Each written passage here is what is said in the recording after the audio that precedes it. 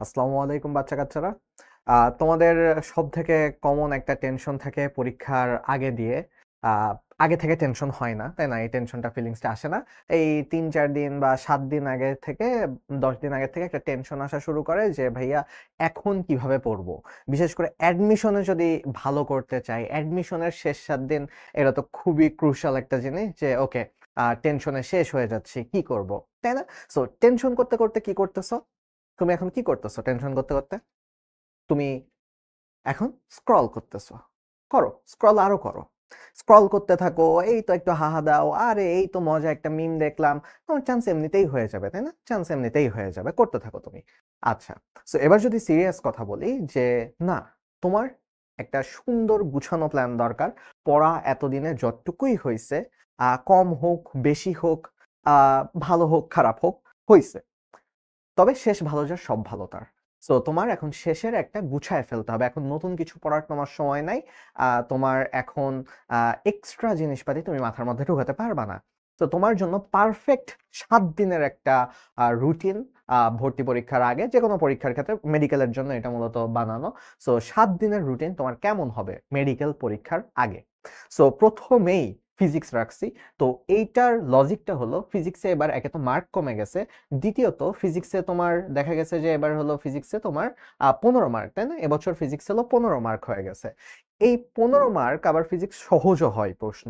So সেই হিসেবে তুমি ফিজিক্স যদি শুরুতে পড়ে ফেলো তাহলে ভুলে যাওয়ার চান্স বা আলটিমেটলি সিস্টেম লস তো হবেই। তো সেইটা আসলে খুব বেশি তোমার রেজাল্টে ইফেক্ট পড়বে না। আগে থেকে মোটামুটি বেসিক থাকলে তুমি পেরে যাবা ফিজিক্স। তো ফিজিক্স নিয়ে আমরা টেনশন করতেছি না। সেজন্য শুরুতে পড়ে ফেললাম। ভুলবো না। এই দিন আসতে, আসতে পরীক্ষার দিন আসতে, আসতে আমাদের প্যারা নাই। মনে থাকবে ইনশাল্লাহ। এইবার আসি কেমিস্ট্রি। সো কেমিস্ট্রি ২ দিন অবশ্যই ২ দিন পড়বা। 2nd আর 3rd দিন কেমিস্ট্রি পড়তে পারো অথবা বায়োলজির সাথে অল্টার করে নিতে পারো। লাইক 2nd 3rd দিন তুমি বায়োলজিও পড়তে পারো। সো কেমিস্ট্রি আর বায়োলজিতে মার্ক বেশি, 25 মার্ক, 30 মার্ক। সো অবশ্যই পড়াও বেশি, ডিটেইলসেও আসে প্রশ্ন এবং এই বছরে যে কথাটা বলা হইছে যে ১৫ মিনিট বেশি দেওয়া হচ্ছে কারণ নাকি অ্যানালিটিক্যাল প্রশ্ন আসতে পারে। সো তাহলে সেই ক্ষেত্রে কেমিস্ট্রি আর বায়োলজি থেকেই সেই অ্যানালিটিক্যাল প্রশ্নগুলো আসবে যদি এসে থাকে। তো সেই ক্ষেত্রে কেমিস্ট্রি ফার্স্ট পেপারে একদিন সময় দিবা, সেকেন্ড পেপারে আর একদিন সময় দিবা। বা তোমার মতন করে একটু ভেঙে নিতে পারো, জাস্ট ফাঁকি ঝুঁকি দিও না। ২ দিনে তোমার কেমিস্ট্রি শেষ করতে হবে। অর্গানিক একটু বেশি সময় দিলা। এরপর আসি বায়োলজি। সো বায়োলজির জন্য পরবর্তী ২ দিন। সো মোটামুটি আমরা কিন্তু পরীক্ষার কাছাকাছি চলে আসছি। আমাদের কিন্তু এতক্ষণে ৫ দিন শেষ। ৫ দিন শেষ। এখন ভাইয়া লাস্টে জিকে আর ইংলিশ রাখার মানে ফজিলতটা কি? এখানে সুবিধাটা কি? যে ইংলিশ আর জিকে যদি আমরা শেষে পড়ি তাহলে লাভ কি হয়? দেখো, বায়োলজি, ফিজিক্স, কেমিস্ট্রি বোঝার জিনিস। যেই জিনিস তুমি কলেজে গত ২ বছরে বুঝো নাই বা এই যে অ্যাডমিশনের সময় এসে ২-৩ মাসে তুমি বুঝো নাই, সেই জিনিস শেষ ১ সপ্তাহে তুমি বুঝবা না। কারণ এখানে বোঝার একটা পার্ট আছে। তো এইগুলো আগে রাখা হইছে তুমি যা বুঝো সেটাকেই গুছায় র‍্যাপ আপ করে ফেলার জন্য। বাট ইংলিশের জিকে এমন একটা সাবজেক্ট যে জিকেতে সাম্প্রতিক বা মানবিক গুণাবলী দেখবা পরীক্ষার আগের দিন পর্যন্ত ভাইরা সাজেশন দিচ্ছে, বিভিন্ন প্ল্যাটফর্ম থেকে সাজেশন আসতেছে। সো এক্কেবারে শেষ পর্যন্ত জিকের জন্য ওয়েট করো।